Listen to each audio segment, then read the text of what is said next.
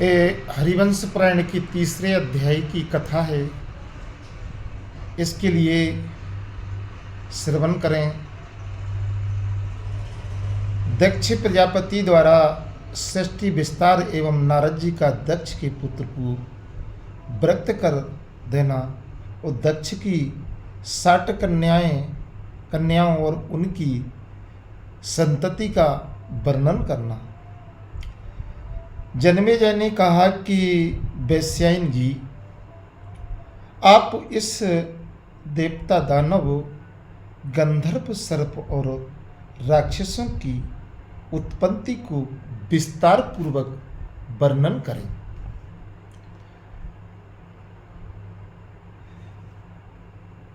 तो श्री वैश्यप्रायण जी बोले कि राजन, पहले स्वयंभू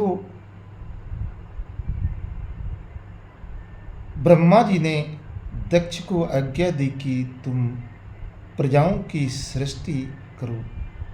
उस समय दक्ष ने जरायुज आदि प्राणियों की सृष्टि जिस प्रकार की थी उसे आप मन लगाकर सुनिए।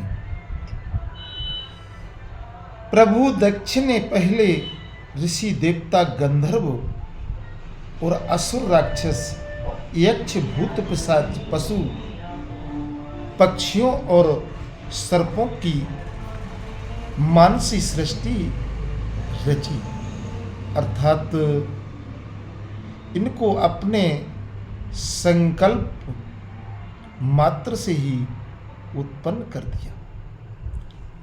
परंतु पूर्व काल के बैर को सुमरण कर बुद्धिमान भगवान महादेव जी ने जब यह विचार किया कि दक्ष की मानसी प्रजाएं ना बढ़ें और तदनुसार जब उनकी मन से उत्पन्न की हुई प्रजाएं अधिक उन्नति ना कर सके, तब दक्ष प्रजापति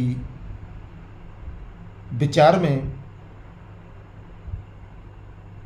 पड़ गए और फिर उन्होंने प्रजा की बुद्धि वृद्धि करने के लिए मैथुन धर्म से अनेक प्रकार की प्रजाओं को रचने का विचार किया और विचार के अनुसार वे परम तप करने के कारण संसार को धारण करने में समर्थ वीरण प्रजापति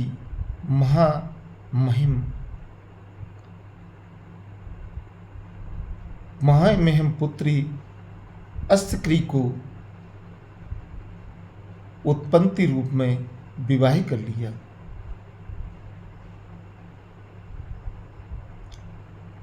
इसके बाद श्री वीर्यवान दक्ष प्रजापति ने वीरण की पुत्री अश्वनी द्वारा 5000 पुत्रों को उत्पन्न किया। परंतु उन महाभाग्यवान दक्ष पुत्रों को प्रजा की वृद्धि करने के लिए उत्सुक देख प्रियवादी देवऋषि नारद जी ने उनको ज्ञान का अधिकार समझकर आत्मज्ञान का उपदेश दिया। श्री नारद जी के उस वचन से दक्ष पुत्र नष्ट हो गई अथवा उनकी संसार में आसक्ति नष्ट हो गई। परंतु नारद जी यह ज्ञानोपदेश देना स्वयं साप पाने में ही एक कारण बन गया और ब्रह्मा जी ने जिन श्रेष्ठ पुत्र श्री नारद को उत्पन्न किया था उनको ही कश्यप मुनि ने दक्ष के साप के भय से दक्ष की पत्नी की छोटी बहन अतएव उनकी पुत्री के समान कन्यादान उत्पन्न किया था। तो आगे देखिए कि नारद जी पहले ब्रह्मा जी से उत्पन्न हुए थे, फिर वे ही देव ऋषि सत्तम नारद बीरण की पुत्री अस्क्री को छोटी बहन से उत्पन्न हुए थे। उन मुनि पुंगव नारद जी को कश्यप ने ब्रह्मा जी के समान ही फिर प्रकट किया। इस घटना को स्पष्ट करते हैं कि दक्ष के हर्षभ्रम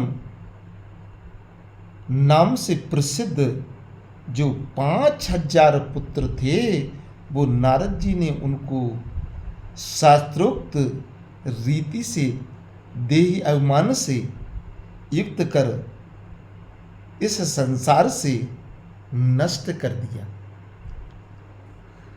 अर्थात वे सब नारद जी से चेतना की चेतावनी पाकर संसार को त्याग परमात्मा की खोज करने के लिए वन में चले गए। इसमें कुछ संदेह नहीं, कोई संदेह नहीं है इसमें। तम अनुपम पराक्रमी दक्ष प्रजापति नारद जी को नष्ट करने के लिए उद्धत हो गए, यानी क्रोधित हुए। उस समय ब्रह्मा जी ने मारीच आदि महर्षियों के साथ जाकर दक्ष से ऐसा न करने के लिए प्रार्थना की, न करने के लिए प्रार्थना की। तब महर्षियों ने दक्ष और ब्रह्मा जी में संधि यानी मिलाप करा दी। और दक्ष ने कहा कि आप पुत्र नारद मेरी पुत्री अर्थात छोटी साली का पुत्र बनकर उत्पन्न हो जाओ। दक्ष ने कहा कि आपका पुत्र नारद मेरी पुत्री अर्थात छोटी साली का पुत्र बनकर उत्पन्न हो। तब दक्ष ने प्रजापति कश्यप को 13 कन्याएं अर्पित कर दी। अर्पित करते समय उस समय कन्या का दान कर दिया था। इस प्रकार दक्ष के शाप के भय से नारद ऋषि उस कन्या से फिर उत्पन्न हुए। वो जन्मेजय ने पूछा कि द्विज श्रेष्ठ महर्षि, नारद ने प्रजापति दक्ष के पुत्रों को किस प्रकार नष्ट किया था? इसको मैं स्पष्ट स्वरूप से सुनना चाहता हूं। वैश्यपायन जी ने कहा कि राजन, दक्ष के हर्षच नामक पुत्र महावीर्यवान थे। जब वे प्रजापति की बुद्धि का विचार करने के लिए उद्यत हुए, तब नारद जी ने उनसे कहा। सो क्या कहा, सुनिए। प्राचित दक्ष के पुत्र खेद के साथ कहना पड़ता है कि तुम बड़े नारद हो और तुम्हें प्रजा की सृष्टि करने की इच्छा हुई है, किंतु तुम इतना भी नहीं जानते कि जहां सृष्टि करनी है उस पृथ्वी की लंबाई एवं चौड़ाई कितनी है। यह ऊपर नीचे और भीतर से, यह ऊपर नीचे और भीतर से कैसी है, ऐसी दशा में तुम लोग प्रजाओं की सृष्टि कैसे करोगे? नारद जी की इस बात को सुनकर वे प्राचेतस दक्ष के पुत्र इस पुत्री का प्रमाण अर्थात माप देखने के लिए सब दिशाओं की ओर चल दिए।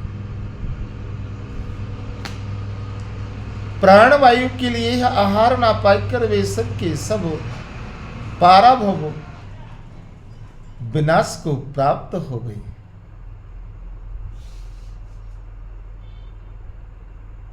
और जैसे नदियां समुद्र में मिल जाने पर फिर वहां से पीछे नहीं लौटती हैं, उसी प्रकार वे जाकर अब तक नहीं लौटे।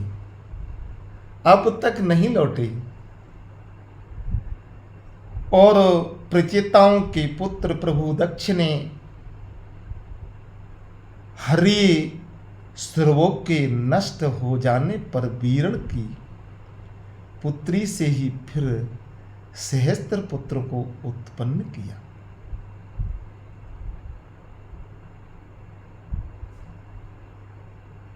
और तात वे दक्ष के पुत्र सब लाश जब प्रजा की वृद्धि के लिए इच्छुक हुए तब नारद जी ने पुत्रोत्तक वचन कहकर उनको भी पृथ्वी का प्रमाण जानने के लिए प्रेरित कर दिया।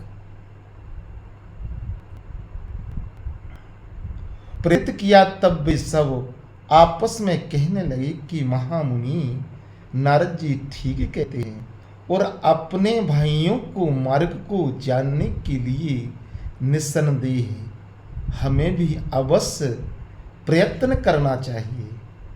हम पृथ्वी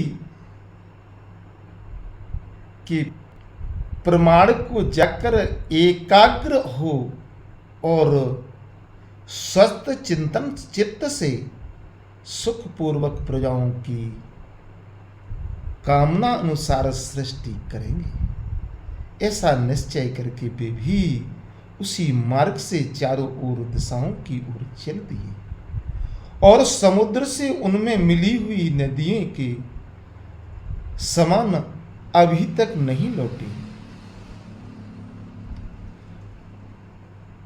सबला श्लोक भी नष्ट हो जाने पर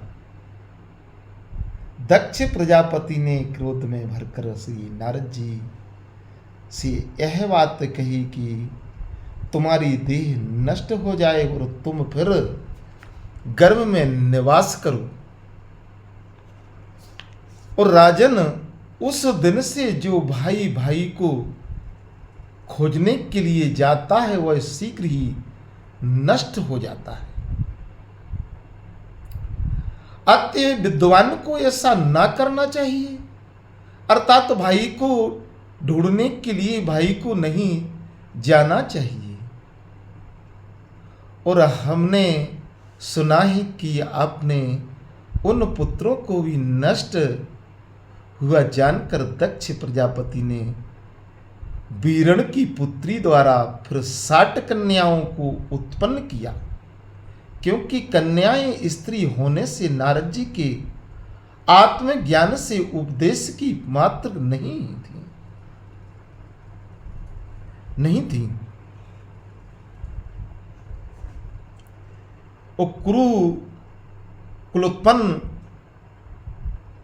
जन्मेजय उनमें से कुछ कन्याओं को प्रभु कश्यप जी ने अपनी पत्नी के रूप में स्वीकार कर लिया